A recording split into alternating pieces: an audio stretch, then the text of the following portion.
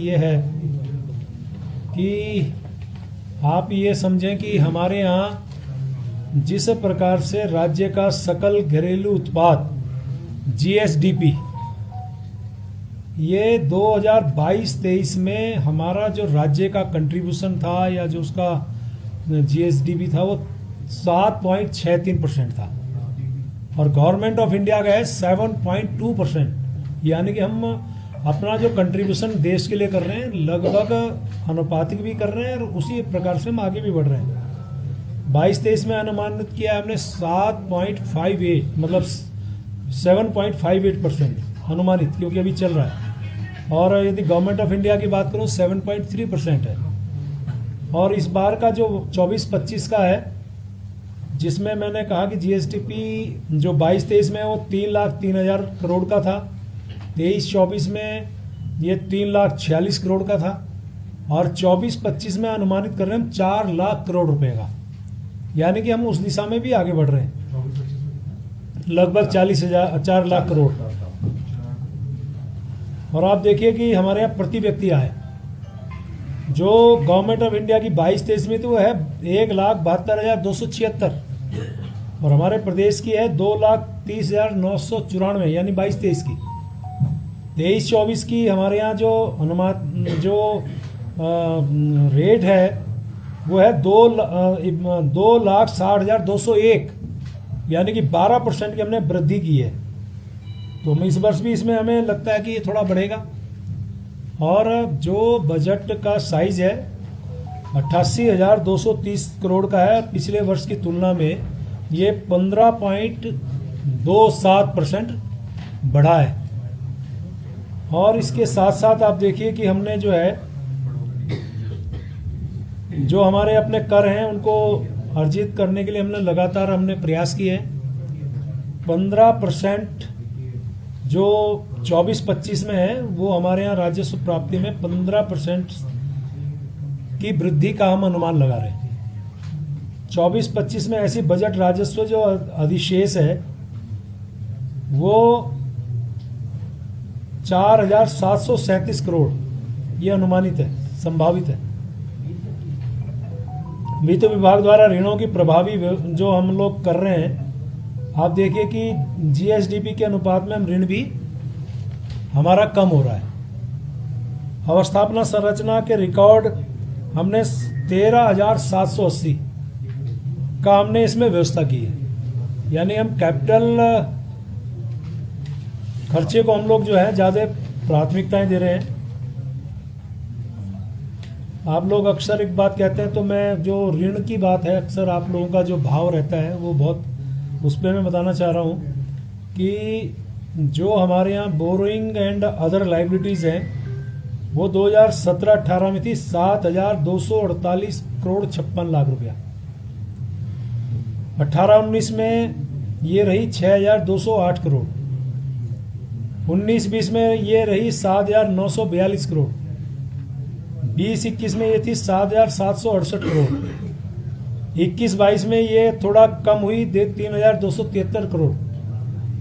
और 22-23 में यानी इससे पहले वर्ष में मैंने पिछली बार भी आपको शायद बताया था कि हमने बहुत कम ये मतलब हमें इसको मैं कहूँगा ये वित्तीय अनुशासन का परिणाम है कि 1,485 करोड़ रुपया मात्र था। तो मैं कह सकता हूँ कि हमारे जो वित्तीय अनुशासन है जो हम लोग लगातार प्रयास कर रहे हैं उसका परिणाम है। तो मैं कुल मिला के ये बजट हमारा बहुत संतुलित भी है। अनेकों स्थिति में मैं इसको एक अच्छा बजट कह सकता हूँ। और चाहे आपका गरीब की बात हो, युवा की बात हो, महिला की बात हो और अन्नदाता की बात हो, ये सब हमने इसमें आपको बताया ही था।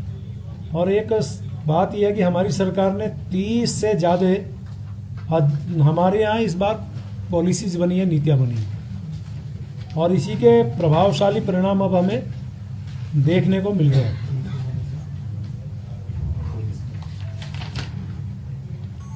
स्वास्थ्य के क्षेत्र में मैंने बताया है कि आपको 15,376 रुपये का, इसमें 76 करोड़ रुपए का, मैंने 15,376 करोड़ रुपए का प्रावधान किया है। जो हमारा अटल आयुष्मान योजना है, उसमें 500 करोड़ का हमने प्रावधान किया है। इसी प्रकार से हमारे यहाँ जो अवस्थापना सुविधा के लिए है, जो पर्यटन विभाग में 100 करोड़ का प्रावधान अतिरिक्त किया है। फिल्म परिषद के लिए 11 करोड़ का प्रावधान किया है। राज्य उड़ान योजना के अंतर्गत 10 करोड़ का प्रावधान किया है। और इसमें जो मैंने बताया था कि जो हमारा पूंजीगत व्यय 13,780 करोड़ के अगेंस्ट, इसमें ग्राम्य विकास में 1400 करोड़, पीडब्ल्यू में 1404 करोड़, पीडब्ल्यू अनुरक्षण में 907 करोड़। इस प्रकार से हमने शहरी विकास की यदि मैं बात करूं तो लगभग 2565 करोड़ का प्रावधान किया हमने।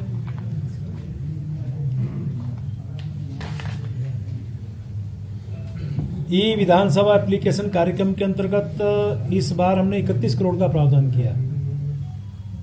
मेगा प्रोजेक्ट के अंतर्गत हमने 850 करोड़ का प्रावधान किया। जमरानी बांध योजना, आप जानते हैं कितना बहुत प्रतीक्षित ये योजना है, कब से चली आ रही थी। हम माननीय केंद्र सरकार के द्वारा, माननीय प्रधानमंत्री के द्वारा हमें आशीर्वाद मिला, तो अब हमने उसके लिए 710 करोड़ का प्रावधान किया है, जिसमें उस पूरे क्षेत्र में पेयजल और तमाम चीज़ों का लाभ मिलेगा। सौंग परियोजना जो हमारे यहीं पे है, इसमें भी बहुत बहुप्रतीक्षित ये योजना है।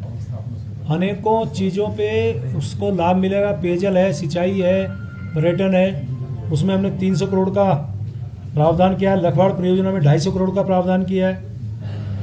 अभी मैंने आपको बताया कि जो 38वें राष्ट्रीय खेल हो रहे हैं उसमें 250 करोड़ का प्रावधान किया है। ये युवाओं को समर्पित कह सकते हैं, हम अपने खिलाड़ियों को समर्पित कह सकते हैं। पूरे देश भर के यहाँ पे खिलाड़ी आएंगे। यूनिटी मॉल ये एक नया कंसेप्ट है, इसमें 157 करोड़ का हमने प्रोजेक्ट प्रोविज़न किया है।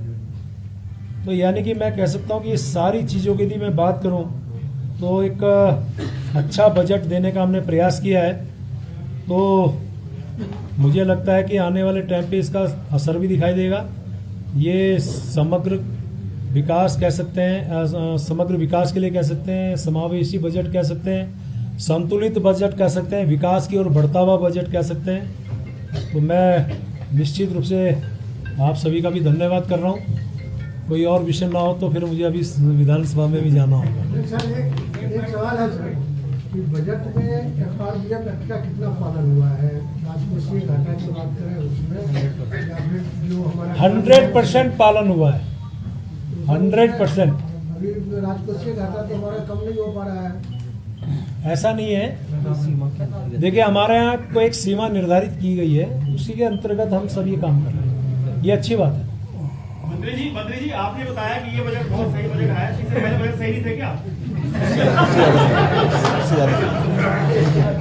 ऐसा है, कुल मिला के ये हमारे आने वाले जो उत्तराखंड के बारे में हमने कहा, माननीय प्रधानमंत्री जी ने कहा था कि ये दशक उत्तराखंड का दशक हुआ, उस और बढ़ता हुआ कर। बहुत बहुत धन्यवाद।